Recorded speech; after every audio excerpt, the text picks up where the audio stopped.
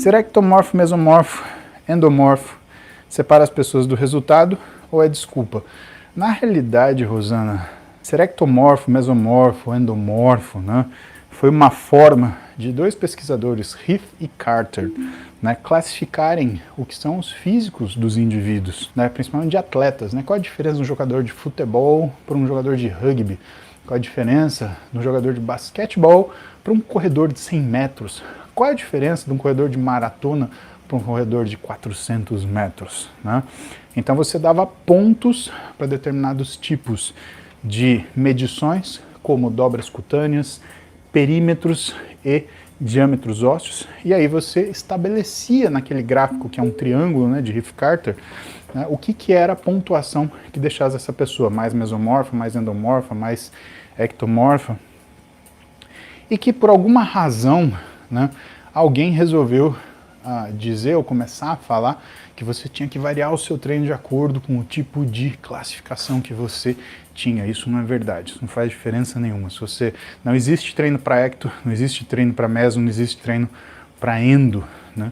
O que existe é uma pessoa que precisa ajustar uma alimentação, que precisa fazer um tipo de treinamento que tem relação com o seu aprendizado motor, com a sua capacidade motor e com a sua necessidade de desenvolvimento de perímetros musculares para garantir um físico que seja visualmente agradável e que esteja dentro do padrão de estética dessa pessoa, né? Como ela gostaria de se enxergar, né? Quero ter um físico do Superman, né?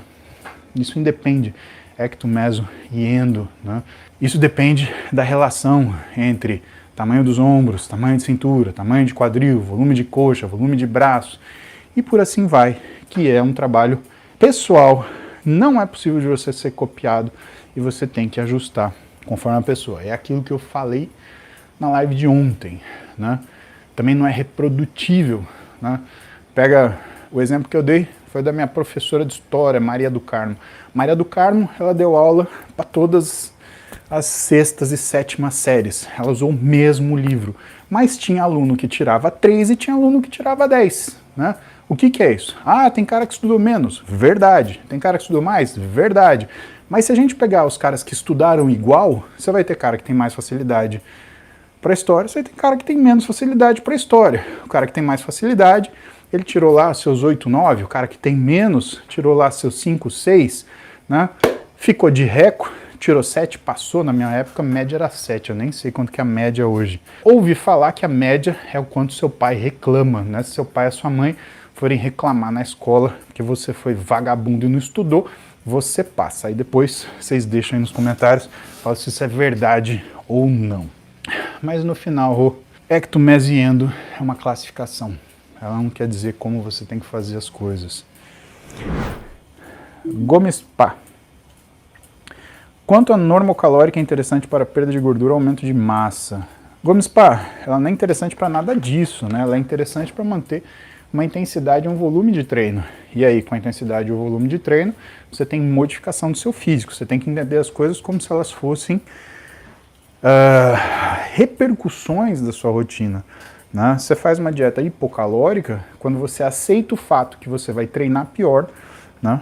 Para ter uma perda de gordura um pouco mais rápida. Né?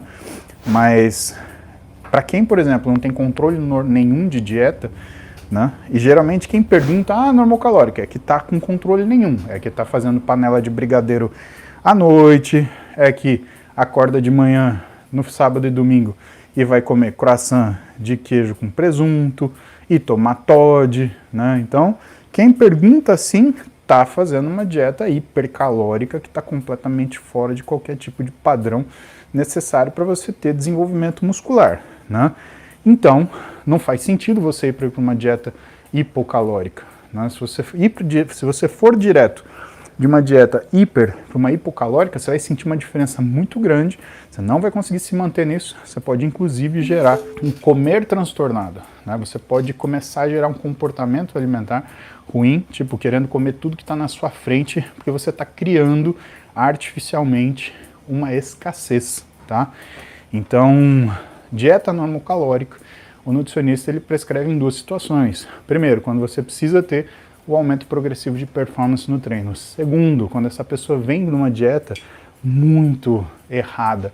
Às vezes não tão hipercalórica assim, mas uma dieta muito confusa, que tem mistura dieta de cafeteria com salgadinho de pacote, refrigerante com açúcar, enfim.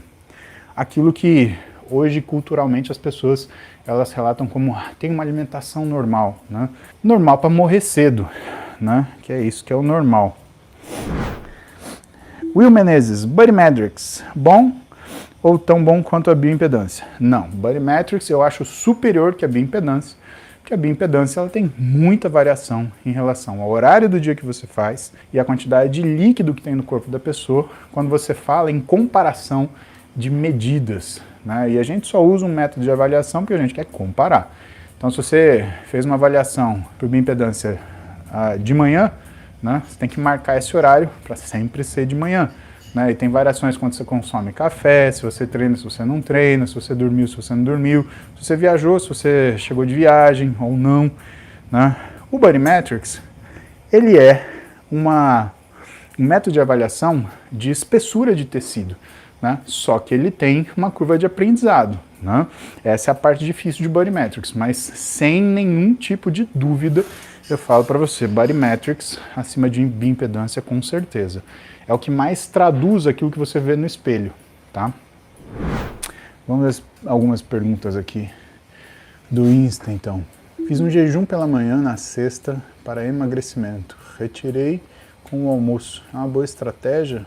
É uma estratégia ruim, na verdade, porque quando você retira o café da manhã, você tem uma piora no seu risco cardiovascular de até 25%. Isso é um trabalho feito para a American Heart Association, se não me engano, em 2017, tá? Então, não é muito bom, não. E o problema é assim, vai gerar fome, né? Essa fome você não vai dar conta no almoço, ou você vai querer comer sobremesa no almoço, e aí você vai explodir a quantidade de caloria, né? Você podia ter comido uma caloria boa no café da manhã, uma caloria boa no almoço, você não tomou café da manhã, comeu uma caloria boa e uma ruim no almoço. É que nem você começar um namoro, não apagar seus contatinhos. Aí chega no final de semana, você dá uma desculpa pro seu namorado novo. Ai, amor, aqui é a Aninha. Não vai dar. E aí você zupe com contatinho. É isso que você tá falando. Toda vez que você fala não pro café da manhã, você fala sim para comer porcaria à tarde. Ah, eu consigo segurar. Mas à noite, coração, você vai comer o pé de mesa até que alguém tenha passado pimenta. Então, jejum é para quem não é para emagrecimento, o jejum é para regulação metabólica, tá? Você só consegue fazer jejum para emagrecimento se você já está muito acostumado a fazer uma dieta. Se você não está acostumado a fazer dieta, se você não tem controle do que é a sua alimentação, não recomendo fazer jejum. Vai dar ruim. É que nem pegar um cara que não sabe dirigir e falar assim, se eu frear mais dentro da curva, eu vou conseguir baixar meu tempo de volta. Sim, se você não batesse, né, na parede que está na frente dela, porque se você não sabe dirigir e vai tentar frear dentro da curva, você vai acabar na parede, né? Por sinal, tem uma parede bem grande em Interlagos, logo que você termina a reta dos boxes, né? Então, cuidado. Isso é uma conduta muito, muito perigosa. Principalmente você tem que perder pouco peso. Aí é uma cagada monstra. Mas você sabe a diferença? Aliás, é uma cagada mortal. Você sabe a diferença de cagada mortal para cagada normal, né? Cagada normal é o teste. É aquilo, inócuo, né? Que você vai lá e fala, vou aumentar o meu cardio para emagrecer. Né? Não vai. Você pode colocar sua massa muscular em risco, né? Então, calma. Antes de você aumentar a quantidade de exercício, controla a caloria consumida. Vai ser melhor. Isso é uma cagada normal, né? Cagada mortal. Tio falou que não vai dar certo, você foi lá e fez. Aí, ruim, bem ruim. Lembrem assim, né, se for conveniente para vocês, aperta o botão de seguir aí. Eu tenho recebido algumas mensagens, não são muitas, de que precisou seguir mais de uma vez porque a plataforma derrubou. Eu recebi isso do Instagram e do YouTube. Pelo sim, pelo não, aperta o seguir aí, garante que você vai estar comigo aqui todo dia. De manhã, às 7 da manhã, estamos aqui fazendo cardio, trocando ideia para deixar o dia melhor. Combinado?